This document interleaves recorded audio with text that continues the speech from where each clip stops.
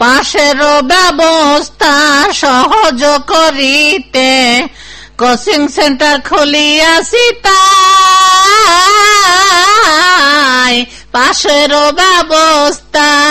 আমি আইসে পড়েছি চুরত, আমি আইসে পড়েছি। তুমি নাকি এই জায়গায় একটা শিক্ষা ব্যবসার কি নাকি একটা দোকান খুলেছ চুরত? পরীক্ষায় মানে বড় বড় পরীক্ষায় অতি সহজ ভাবে কষ্ট করে পড়াশোনা না করে টু দি ফার্স্ট ক্লাসে রেজাল্ট করার সুবিধা এই কোচিং সেন্টারে শিক্ষা দেওয়া হয়, বুঝলে? পড়াশোনা না এরে পরীক্ষায় ভালো রেজাল্ট, মারাত্মক সিরিকাস, এটা কিভাবে সম্ভব সুরত? তাহলে তোমারে খুলে কই আমার এই গোল্ডেন কোচিং সেন্টারে কি করে নকল করে পরীক্ষায় ভালো রেজাল্ট করা যায়, অবস্থার যে কন্ডিশন সেই কৌশল গুলোনি এই কোচিং সেন্টারে শিক্ষা দেওয়া হয়। ও, পরীক্ষায় নকল করার কায়দা শিক্ষা দেওয়া হয়, মারাত্মক সিরিকাস। শিক্ষা ব্যবস্থার 12টা বাজাইয়ে একটা ঝুলানোর কুবুদ্ধি।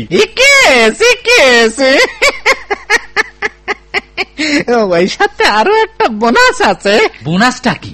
বোনাসটা হলো পরীক্ষার আগেই পরীক্ষার প্রশ্ন আউটিং করার জন্য আমার এই কোচিং সেন্টারে বিশেষ একটা গ্রুপ নিয়মিত কাজ চালিয়ে যাচ্ছে। তারা কারা? তা দিয়ে তোমার কাজ কি? তুমি যাওদিন যাও ওই যে আমার কোচিং সেন্টারে ছাত্রছাত্রী ভর্তি করার জন্য লোক আসতেছে, তুমি যাও যাও। আচ্ছা, যাচ্ছি যাচ্ছি। এই যে সুরত মিয়া, হ্যাঁ তুমি এসব কি শুরু করেছো? আরে বসেন বসেন হেডমাস্টার সাহেব, বসেন, চা খান। না, আমি বসতে আসিনি। হ্যাঁ? তুমি তোমার এই কোচিং সেন্টারে পরীক্ষায় নকল করবার নানা কৌশল শেখাচ্ছ। ছাত্র ছাত্রীরা যদি পরীক্ষায় নকল করে পাশ করে ভালো রেজাল্ট করতে চায় তো আমি ঠেকানের কিডা?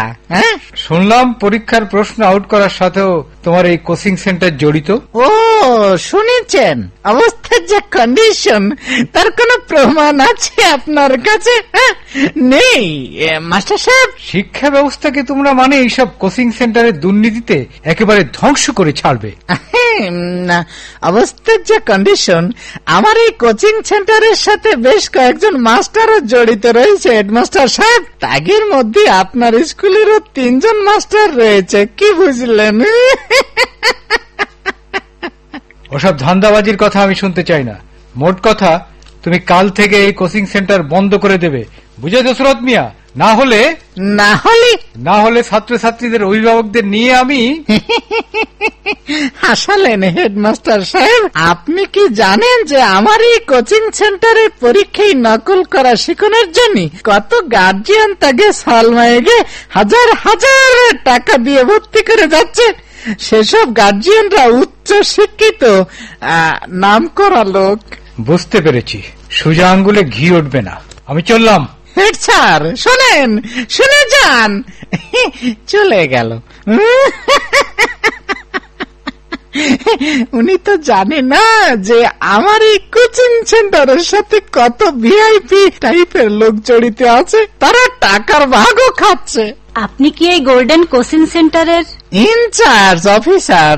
আপনি কে? বসেন বসেন। শুনলাম এখানে পরীক্ষায় নকল করা শেখানো, পরীক্ষার আগেই প্রশ্ন আউট করার সুযোগ সুবিধা আছে।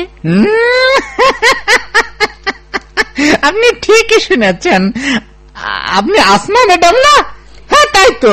তাই আমার ছেলেটাকে এখানে ভর্তি করতে চাই। পড়াশুনো না করেও আমার ছেলে পরীক্ষায় গোল্ডেন প্লাস পাবে তো?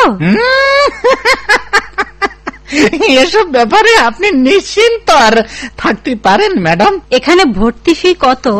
বেশি না, মাত্র 10,000 টাকা। অবস্থার যে কন্ডিশন, আমরা কন্ট্রাক্টে কাজ করি, আর আউট করা প্রশ্ন পাতি হলে কমপক্ষে আরো 20,000 টাকা দিতে হবে, বুঝলেন? ঠিক আছে, আমি আমার ছেলেকে এখানে ভর্তি করে দিয়ে যাব। দেরি করবেন না, আমাকে সিট কিন্তু বেশি খালি নেই, তাই বুঝে শুনে। না না, দেরি হবে না, আমি কালকেই আসবো। পচে গেছে। অনেক মাস্টার ছাত্র ছাত্রীকে বহু গার্জিয়ানরা পচে অবস্থার যে কন্ডিশন একেবারে 22টে পচা হয়ে গেছে। তাহলে আমি পচা লোক সুরতালি সেই সুযোগটা নেব না কেন? পুঁটি মাছের চাইয়ে রুই মাছ পচা গন্ধটা আরো বেশি হয়।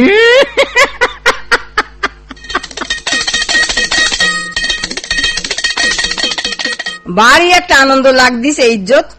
নতুন ইংরেজি বছর পড়িছে, নতুন বছরে ছাত্র ছাত্রীকে হাতে হাতে নতুন বই, তারা নতুন বই হাতে পাইয়ে মনের খুশিতে ভালো এরে লেখাপড়া করবে। তা তো করবে ভাবি, কিন্তু আমার দুশ্চিন্তাটা অন্য কারণে। অন্য কারণটা কি? সরকার তো নতুন বছরে ছাত্র ছাত্রীকে হাতে ফিরি ফিরি বিনা পয়সায় নতুন নতুন বই তুলে দিচ্ছে। এটা তো খুব উন্নতির কথা, তাই খাটার মজা তলে মারাত্মক সিরিকাস। সেটা আবার কি রাম? বুঝলে না, স্কুলের মাস্টাররা তো তাইকে অর্ডার করবে না যে গাইড বই কেন। হাজার হাজার টাকা দিয়ে ছাত্র ছাত্রীকে বাজারেতে অনেক গাইড বই কিনতে গেলি গরিব ছাত্র ছাত্রীরা এত টাকা কোয়ানে পাবে না?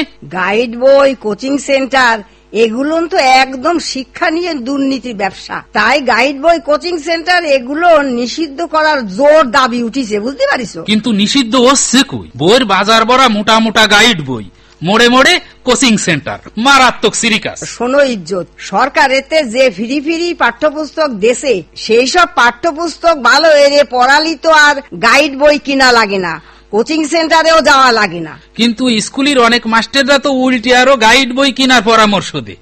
ওদিকে আবার অনেক গার্জিয়ানরা ভাবে যে কোচিং সেন্টারে ভর্তি এরে দিলি তাকে সোয়াল মাইয়েরা পরীক্ষায় খুব ভালো রেজাল্ট আসবে। তারও কারণ আছে ইজ্জত, অনেক স্কুলের মাস্টাররা তো ক্লাসে ঠিক মতন পড়ায় না, ওদিকে তারা আবার আলাদা কোচিং সেন্টার খুলে শিক্ষা ব্যবসার ফন্দি পাতিছে। মারাত্মক সিরিকাস। বেগুন ক্ষেতের বেড়াতেই তো ক্ষেতের বেগুনির 12টা বাজায় দিচ্ছে। এসব কি ধান্দাবাজি শুরু হয়েছে ময়না ভাবি? ওরা উদ্দেশ্যমূলক ভাবে আমাকে শিক্ষা ব্যবস্থার উন্নতি বাধাগ্রস্ত করতেছে। ওদিকে সুরত কেতিছে তা জানো ভাবি? শুনিছি পরীক্ষায় নকল করা শিওনের জন্য কোচিং সেন্টার খুলিছে। এই তো হয় ভাবি, এই সব কোচিং সেন্টারের সাথে এমন সব ক্ষমতাবান লোকেরা জড়িত যে কোচিং সেন্টারের দুর্নীতি বন্ধ করা সম্ভব হচ্ছে না। আর গাইড বইও তো দুর্নীতি বা শিক্ষকরা লিখতেছে। সেই সব গাইড বইতে আবার ফাইনাল পরীক্ষায় হুবহু প্রশ্ন তুলে দেয়া আছে। তাহলে কি বুঝদিছ ময়না ভাবি? শিক্ষার অবস্থার কন্ডিশন মারাত্মক সিরিকাস।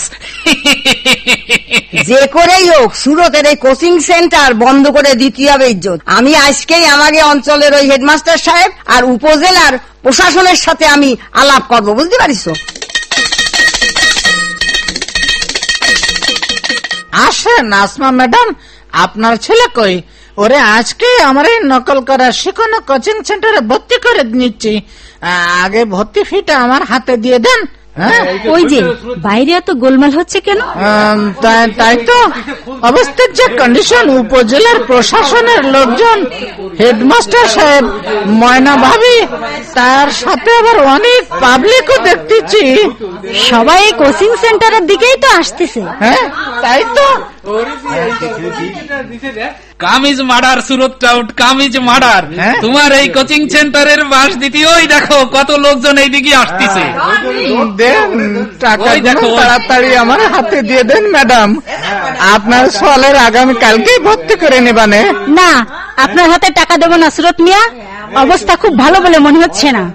যায় আমি ওনাকে জলদি রিসিভ করে নিয়ে আসি গে। সুরত শোনো শোনো, সুরত কোয়ানে যাচ্ছ? শোনো তোমার সময়